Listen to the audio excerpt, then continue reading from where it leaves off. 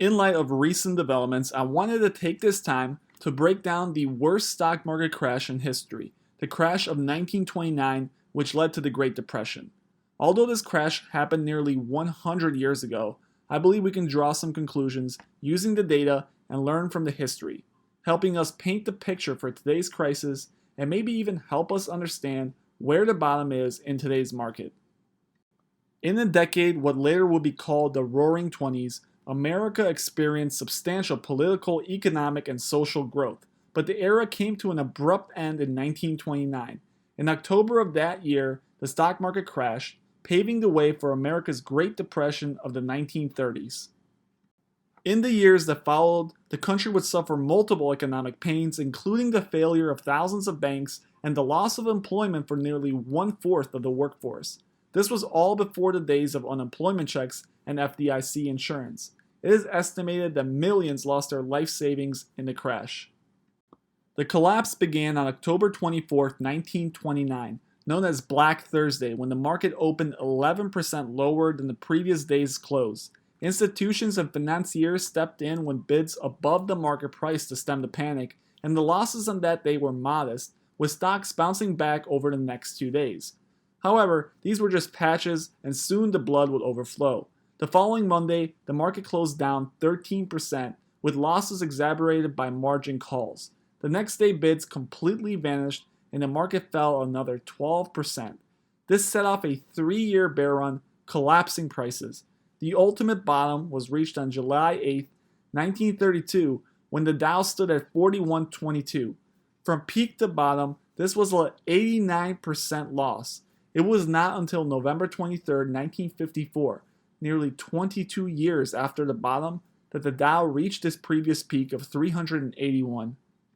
If we look at this crash in more detail, we can see it was not just a straight line down. From peak to bottom, there were many days, even weeks, where it seemed a recovery was coming. In early 1930, for an example, the S&P 500 rebounded briefly by about 50%. Later, we would see this become a classic dead cat bounce, collapsing into further losses.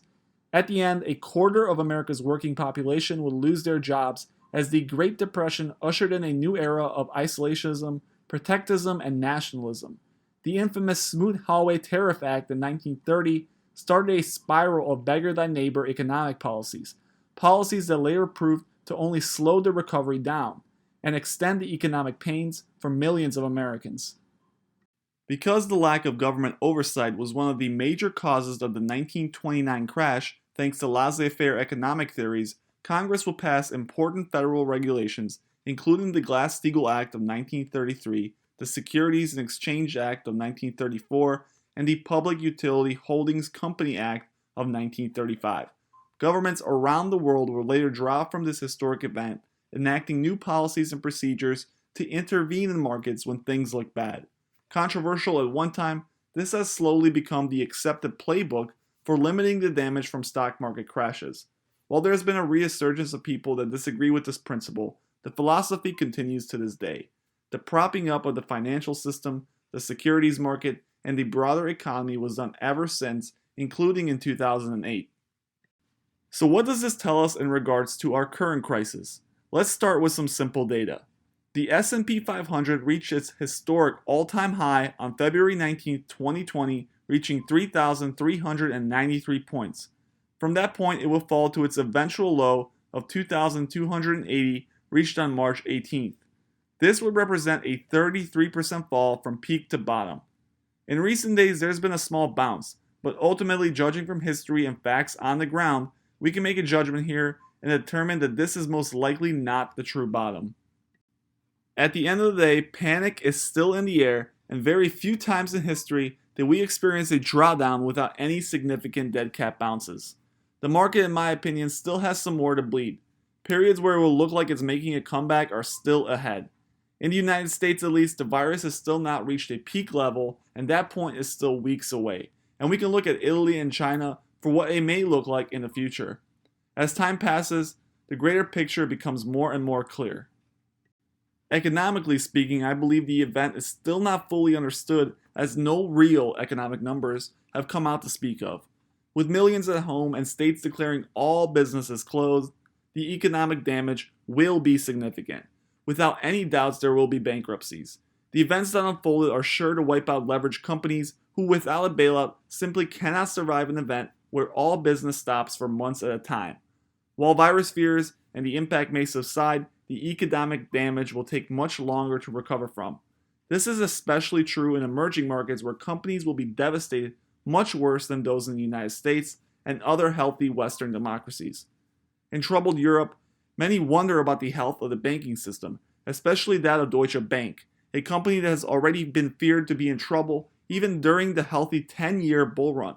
Cocoa bonds and other suspicious banking practices have created a powder keg environment that is ready to explode at any moment. If we realistically think about the situation without emotion, we can see that more bad news is ahead. My hypothesis is as follows. We see a drawdown with the S&P 500 bottoming at 1526. This represents a 55% loss from peak to bottom. Going back to the 1929 event, we can understand that large, unbelievable, multi-year drawdowns are possible, but given changes in government policy, the speed of trading, and America's overall strength in the world economy, I don't think drawdowns of that degree are likely. Recent changes in the world make for quick turnarounds, as we have seen, and quick, violent downturns as well. Just as previous recessions have shown, right around the 50% mark, we should begin to experience serious buying interest from various large players, sovereign wealth funds, pension funds, banks, and others who believe in the American economy, seeing it as the bedrock for the world, will begin to buy up American equities at bargain prices.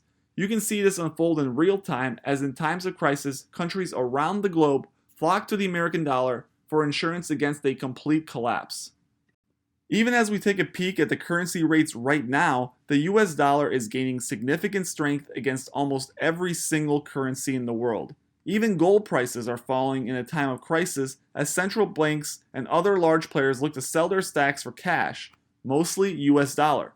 At the end of the day, the coronavirus will most likely lead to an extended worldwide recession with many false rallies that lure investors into placing their money in way too early. But ultimately, the American economy will come out on top. If we look at the stats behind every single market crash since 1900, the average drawdown in the S&P 500 in a market crash is 43%, with 83% of those resulting in a recession. If we consider the reasons for this one, the market crash is likely to be worse than average. There is also a threat regarding the lack of Fed ammunition. If we look at past recessions and market crashes, the Fed has played a significant role in jumpstarting the economy. The problem is, the average cut to jumpstart stands at over 7%. Over the last 7 recessions, the Fed has needed to lower short-term rates by 7.4% on average to jumpstart. The Fed's fund rate peaked at 2.5%. This means that the Fed may have to pursue other forms of stimulus this time around, maybe even negative interest rates. This environment has never before been tried in the United States and presents significant modeling risk, as nothing to this effect has ever been tried in the world's biggest, most important economy. The US does have significant advantages over others as far as QE goes. The Fed's smaller balance sheet as a percentage of GDP affords policymakers greater flexibility if the economy rolls over compared to countries and ecozones like Europe and Japan. Like mentioned earlier, our banks seem to be in much better spots now than before the 2008 crisis. This is not true of overseas banks, and overall, the US is probably the best equipped to deal and recover with this crisis. The sudden speed of this collapse is likely to overwhelm companies with large amounts of leverage, but consumer staples, companies with large reserve funds, and a plan to deal with recession are likely to survive and come out on top. Bankruptcies will clear some of the crap, and unfortunately, a lot of people will lose money and jobs.